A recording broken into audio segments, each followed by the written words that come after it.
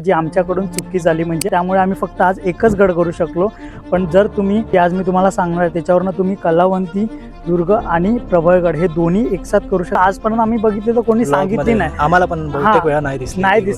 जेव्हा महाराजांनी हा किल्ला बघितला ना तेव्हा भौगोलिक दृष्टिकोनातून जर बघायला गेलं ना तर कल्याण भिवंडी किंवा कल्याण बंदर किंवा एक मुलं आणि बायको ह्या किल्ल्यावरती जिवंत छत्रपती शिवाजी महाराजांना सापडली। पण छत्रपती शिवाजी महाराजांनी नेहमी स्त्रियांचा आदर केला आहे आणि न्यायप्रिय होते, तर त्यामुळे कधीच त्यांनी स्त्रियांवरती हात किंवा लहान मुलांवरती हात नाही उचलले। प्रभावगड म्हणून ह्याचं एक नाव प्रचलित केलं आणि गरजेचं पण असतं। विजयाचं प्रतीक म्हणून नामांतर करणं खूप महत्त्वाचं आहे। सर्वात अगोदर तर म्हणजे मुघलांची ओळख मिटली जाते, आपलं नवीन एक अध्याय सुरू होतो आणि एक आत्मबल पण वाढलं जातं। इकडच्या लोकांचं, रयतेचं झालं, आपल्या सैन्याचं झालं किंवा किती महत्त्वाचं होतं आपलं स्वराज्य हे तुम्हाला हे दगडच चांगले सांगतील। म्हणजे बोलतात ना की छत्रपती शिवाजी महाराज होते म्हणून मंदिरावरचे कळस आणि आपले देव राहिलेत आणि आपलं हिंदुत्व, ह्या अशा म्हणजे गोष्टी होत आहेत गडांवरती। इथे बघू शकता तुम्ही बिअरचा कॅन पडलेला आहे, इथे सुद्धा आहे आणि इथे आतमध्ये सुद्धा आहे।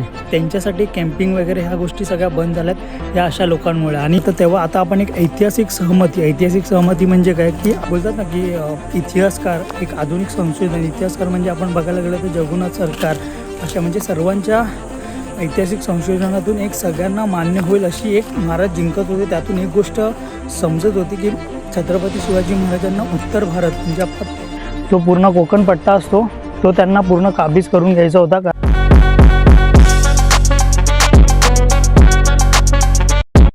नमस्कार मित्रांनो, मी ऋषिकेश निकम तुमच्या सर्वांचं पुन्हा एकदा स्वागत करतो आजच्या आपल्या या नवीन व्हिडिओमध्ये। मित्रांनो, आजच्या व्हिडिओमध्ये आपण सैर करणार आहोत ते म्हणजे प्रभावगडाची। मित्रांनो, आपल्या घरापासून म्हणजे मुंबईपासून हा प्रभावगड अवघ्या 100 किलोमीटरवरती आहे आणि पुण्यापासून 90 किलोमीटर आहे।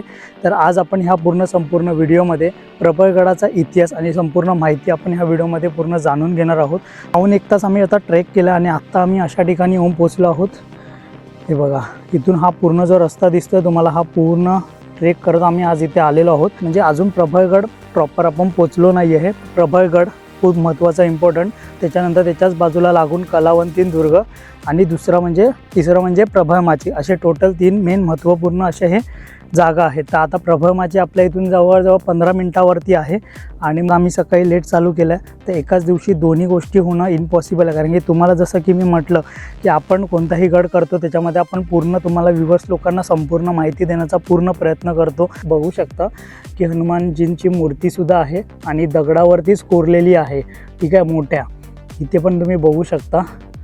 तर हे पण जुनेच असतील, हे काय आत्ता केलेले नाही वाटत आहेत, कारण की जे गडाचे ओरिजिनल म्हणजे काळे दगड जे असतात ना त्याच्यामध्येच कोरलेले आहेत।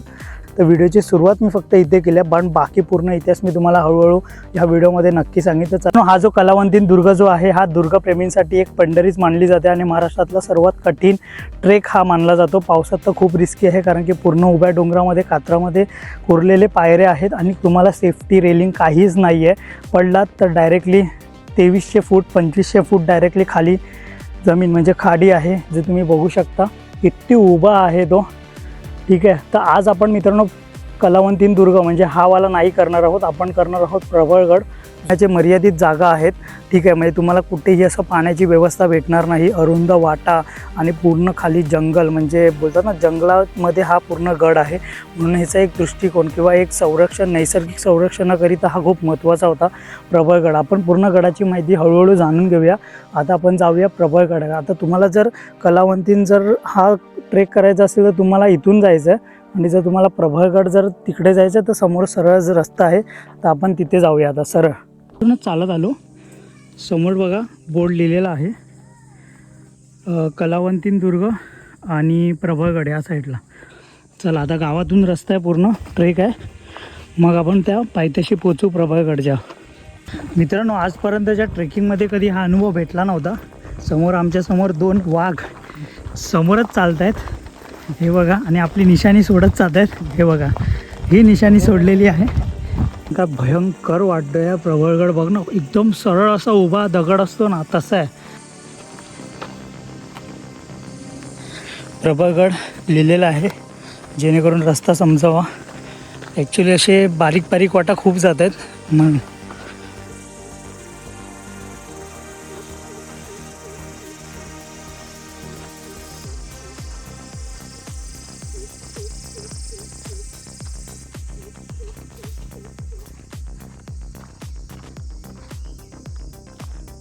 महत्त्वाची गोष्ट आहे, रस्ता आहे ना खूप कन्फ्युजन आहे. आणि आत्ताच्या डेटला जर समजा तुम्हाला संध्याकाळ होत असेल ना रिटर्न यायला, तर तुम्ही अवॉइडच करा, स्टे घ्या. कारण की खूप असा जंगलातून रस्ता आहे. शक्यतो समजू शकतो, पण सोबत कोण असेल तर बरं होईल. तर आता अजून थोडं आहे आपल्याला चालायचंच, अजून आलो नाही आहे. छोटा एक ब्रेक घेतला आहे. मध्ये तुम्हाला मी दाखवलं पण की रस्ता चुकले नाही पाहिजे ना, म्हणून रिबिन्स, बॉटल आडवी, चॉकनी लिहिलं आहे, काही ना काही खुणा करून ठेवलेल्या आहेत, पण ते आपल्यालासुद्धा समजल्या पाहिजे. सो कोण सोबत असेल तर ठीक आहे, पण एकटा खूप रिस्की आहे. एनिवेज, आणि माझ्या मागे बघू शकता झोपाळे आहेत 2. आता गरम झालं आहे खूप, जरा झोका घेऊन हवा घेतो.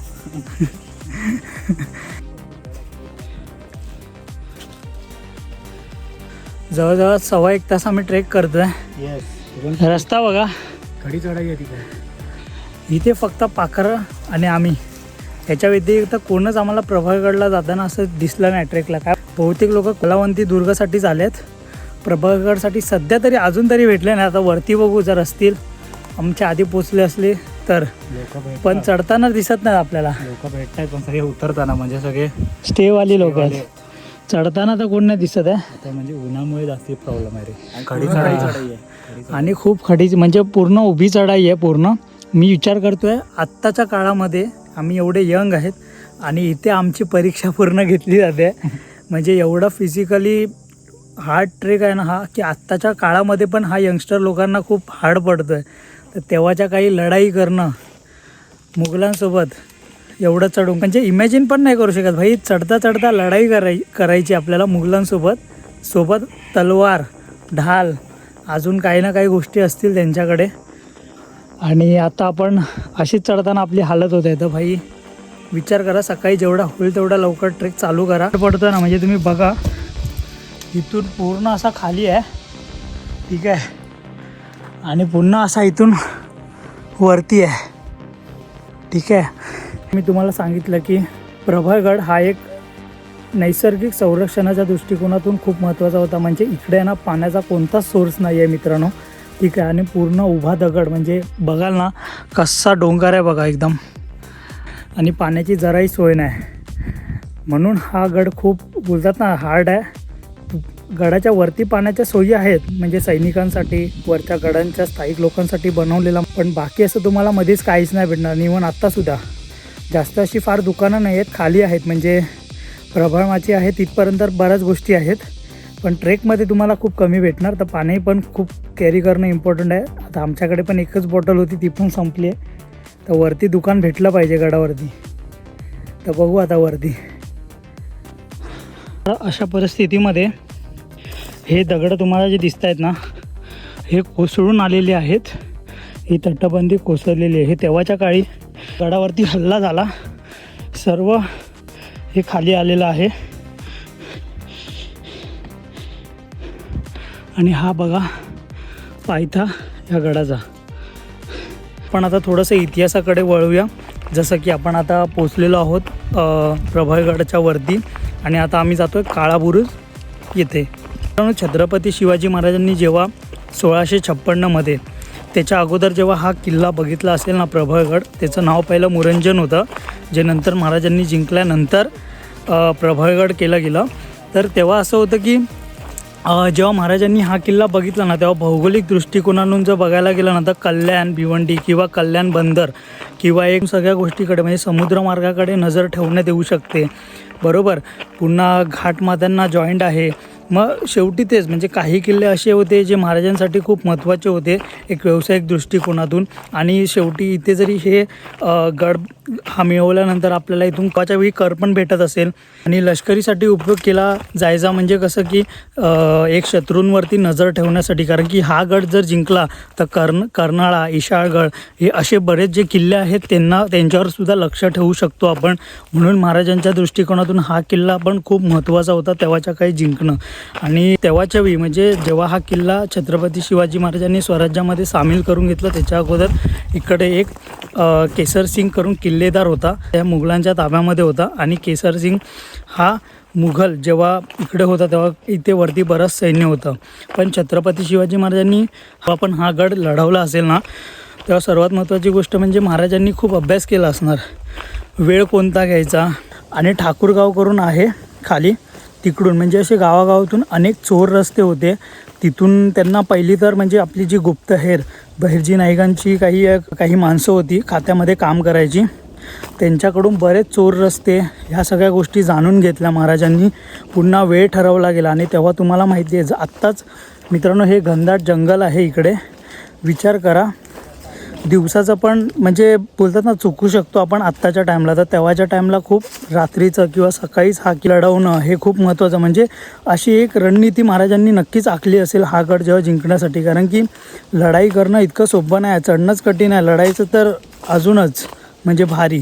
तर छत्रपती शिवाजी महाराजांनी जेव्हा केसर सिंग जो इकडचा किल्लेदार होता त्याच्याशी लढाई केल्यानंतर महाराजांनी हा किल्ला जिंकून घेतला. पण सगळ्यात महत्त्वाची गोष्ट, मुलं आणि बायको ह्या किल्ल्यावरती जिवंत छत्रपती शिवाजी महाराजांना सापडली. पण छत्रपती शिवाजी महाराजांनी नेहमी स्त्रियांचा आदर केला आहे आणि न्यायप्रिय होते, त्यामुळे कधीच त्यांनी स्त्रियांवरती हात किंवा लहान मुलांवरती हात नाही उचलले. पण त्यांना आदराने त्यांचा सन्मान करून त्यांना त्यांच्या मुघलांकडे परत केलं, ठीक आहे, जिवंत.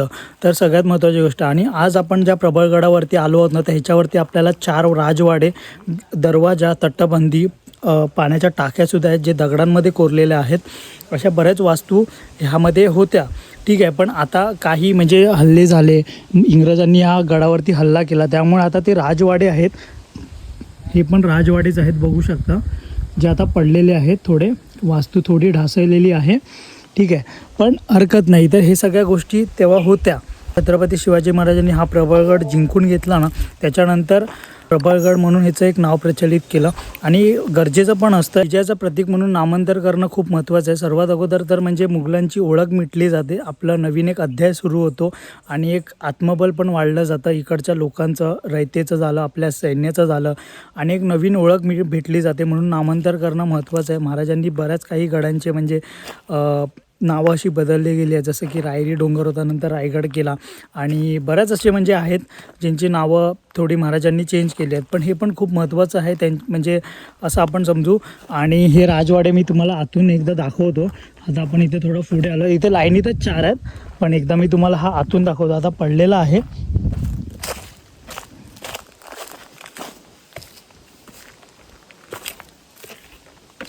आता ह्या राजवाड्यामध्ये कोण राहायचे हे आपल्याला कुठे लिहिलेलं किंवा पत्रांमध्ये याचा उल्लेख आढळत नाही, पण बघू शकता आता कोणत्या परिस्थितीमध्ये आहेत.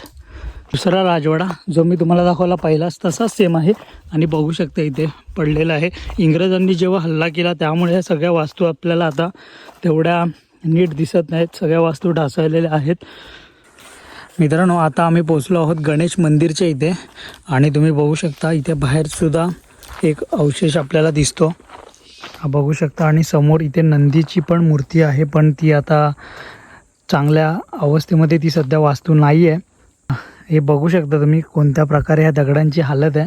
तर तेव्हाचा भीषण लढाई किंवा तेव्हा काय परिस्थिती होती तुम्ही अंदाज एक लावू शकता. तेव्हा काय लढाया किंवा किती महत्त्वाचं होतं आपलं स्वराज्य हे तुम्हाला हे दगडच चांगले सांगतील.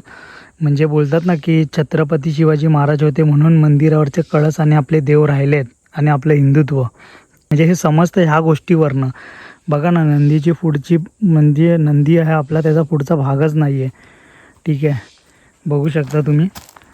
पण मित्रांनो, जेव्हा मी रायगडावरती गेलो होतो तेव्हासुद्धा मी हा शब्द वापरला होता की छत्रपती शिवाजी महाराजांना देव हा शब्द पण खूप कमी पडतो. त्याचंच कुठेतरी एक उदाहरण तुम्हाला आज मी सांगितलं. आणि कारण की तेव्हाच्या काळामध्ये विचार करा, फक्त छत्रपती शिवाजी महाराजांनी 300-500 वर्षाची गुलामीच नाही ते तर हटवलीच, पण एक बोलतात ना प्रत्येक माणसाला आज स्वाभिमानाने किंवा एक स्वतःचं राज्य अभिमानाने प्रत्येक माणूस कुठेही फिरतो आहे. आज आपल्या घरी स्त्री सुरक्षित आहे, हिंदू धर्म आहे आणि अभिमानाने आज जगतो आहे आपण, तर ते फक्त छत्रपती शिवाजी महाराजांमुळे. आणि फक्त हे एक महाराष्ट्रासाठी नाही तर पूर्ण भारतासाठी एक हिंदू राष्ट्र म्हणजे त्या गोष्टीसाठी महाराजांनी केलं. कधीच फक्त महाराष्ट्र मराठी म्हणून असं नाही, पूर्ण हिंदू आले त्याच्यामध्ये आणि पूर्ण भारत, ठीक आहे.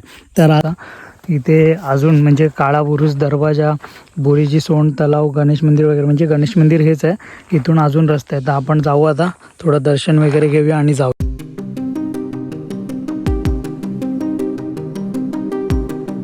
ह्या ह्या प्रभाळगडावरती आज कोणच नाही आहेत, सगळे तिकडे गेले. आज बघा ना, कोणच नाही ना, पुढे कोण ना मागे कोण.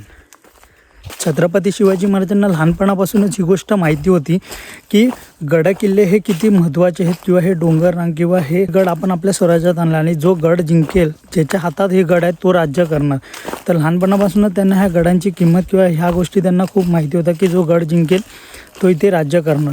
तर छत्रपती शिवाजी महाराजांनी जेव्हा 1656 ते 1657 ह्या कालावधीमध्ये जे गड जिंकत होते किंवा तेव्हा आपला स्वराज्याचा विस्तार होत होता, बऱ्यापैकी वाढत होता, ठीक आहे. पण तेव्हा जर तुम्ही बघाल ना, तर तेव्हा आता आपण एक ऐतिहासिक सहमती म्हणजे काय की बोलतात ना की इतिहासकार, एक आधुनिक संशोधन इतिहासकार म्हणजे आपण बघायला गेलं तर जगन्नाथ सरकार, अशा म्हणजे सर्वांच्या ऐतिहासिक संशोधनातून एक सगळ्यांना मान्य होईल अशी एक कल्पना, ठीक आहे, आपण करू. ती म्हणजे अशी की तेव्हा जे महाराजांनी जेव्हा पण आपले 1656 56मध्ये 2 मे 1656 रायरीचा डोंगर जो चंद्रराव मोरे यांच्याशी लढून महाराजांनी स्वराज्यात सामील करून घेतला. म्हणजे जेव्हा पण ते त्या काळामध्ये जे गड महाराज जिंकत होते, त्यातून एक गोष्ट समजत होती की छत्रपती शिवाजी महाराजांना उत्तर भारत म्हणजे आपला तो पूर्ण कोकण पट्टा असतो, तो त्यांना पूर्ण काबीज करून घ्यायचा होता. कारण की समुद्र मार्गावर पण लक्ष राहील शत्रूवरती आणि कर गोळा करता येईल आपल्याला, म्हणून महाराज उत्तर भारताकडे जास्त लक्ष देत होते तेव्हाच्या वेळी.